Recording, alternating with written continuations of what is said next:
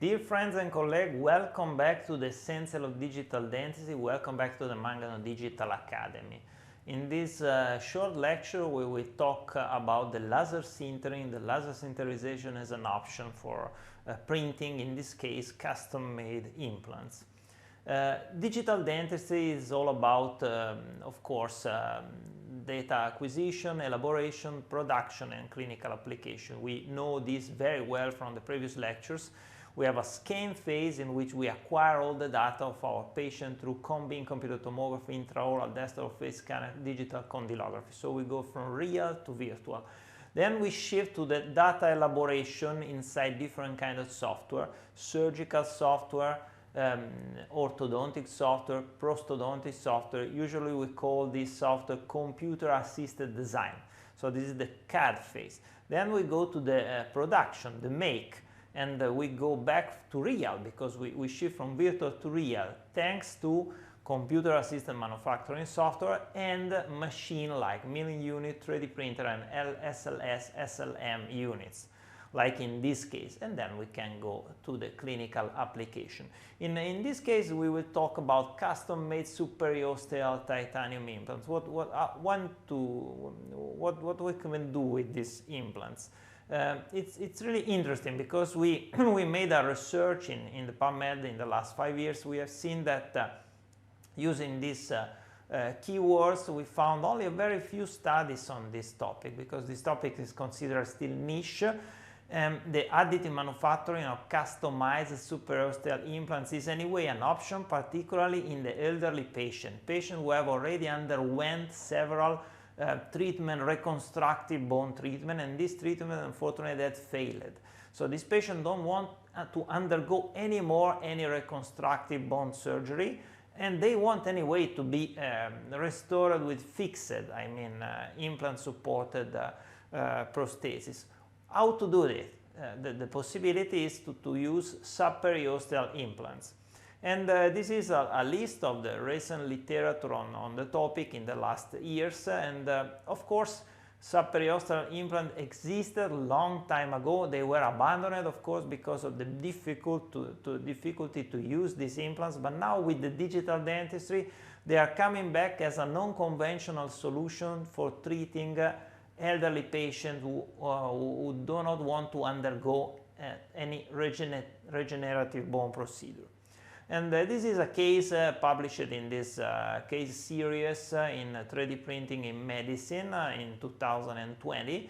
We have a patient, an old patient with a posterior mandible that need to be restored with implants and with fixed implant support restoration. The patient had already tried to reconstruct the bone, but the procedure failed, and so we have this option, the option of this custom-made subperiosteal implant. So the patient undergo a cone-beam computed tomography, and then we can capture an intraoral scan. We can combine all this data together, and then it is possible to design inside computer-assisted design software the subperiosteal implant. It's a custom-made implant with 2 integral abutments. It's quite easy to design this kind of implants now in different kinds of software, including Mesh Mixer.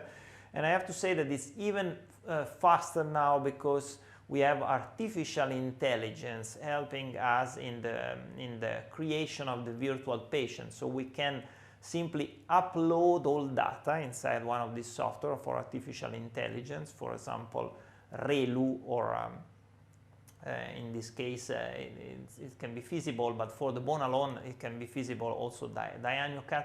And with this software, you immediately after 10-15 minutes after you have uploaded all the data, you receive back the complete segmentation of all the elements, key elements of the patient. So the mandible in this case, every single tooth, including crown and root, fused properly and aligned properly, and obviously the inferior alveolar nerve, so everything basically. And we can conveniently design on this segmented model without the need to perform any manual segmentation. Obviously, if we don't use artificial intelligence, then we need to segment the bone manually, and it's quite more tricky, and it's also dangerous because human beings can commit error in this. But if the segmentation is properly done, there's no doubt that we can design perfectly fitting implants. Like in this case, the Juxta 3D from BTK, this Italian company from Veneto,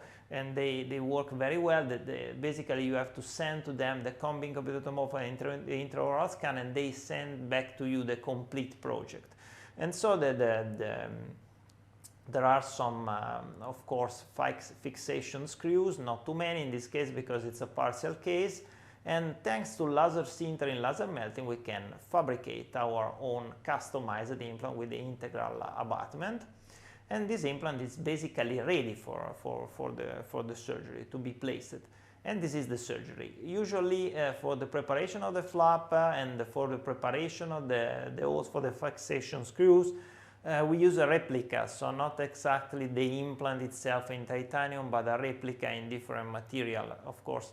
And after we have prepared the side, after we have mobilized the flap in the proper way, then we can place the implant. And everything is quite fast because the proper fitting is granted by the customized approach. So you can place the implant, you can fix you can screw the retention screw, 2-3 screw, no more is needed. In this case, then you can make your own suture, and eventually you can proceed with the immediate loading. It's not the case, but it was early loading in this case, and everything worked quite well. And we have a series of cases published in the 3D printing of medicine, in this case with the customized implants by BTK, and they work very well, I have to say, in this particular category of patients who need prosthetic rehabilitation, particularly in the posterior mandible, but not only, also in the maxilla, and they don't want to undergo any regenerative bone procedure because they don't have money, because they don't have time, because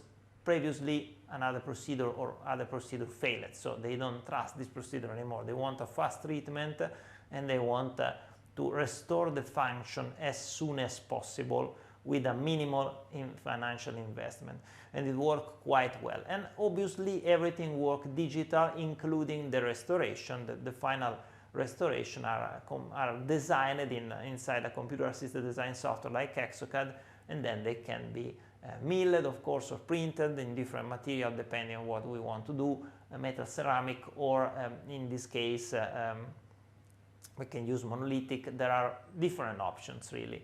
And everything worked very well in this case. So this is the representation of the implant. The implant has been controlled for a period of 1, 2, 3 years. They are still working, they are in function. Aesthetically, they are quite pleasant, particularly in the case of monolithic zirconia restoration that grant a better integration of the soft tissues a long time, so with no recession. And this is how we work with this subperiosteal implant in this specific category of patients, because it is something that fits very well the needs of the elderly patient. Thank you very much for your kind attention.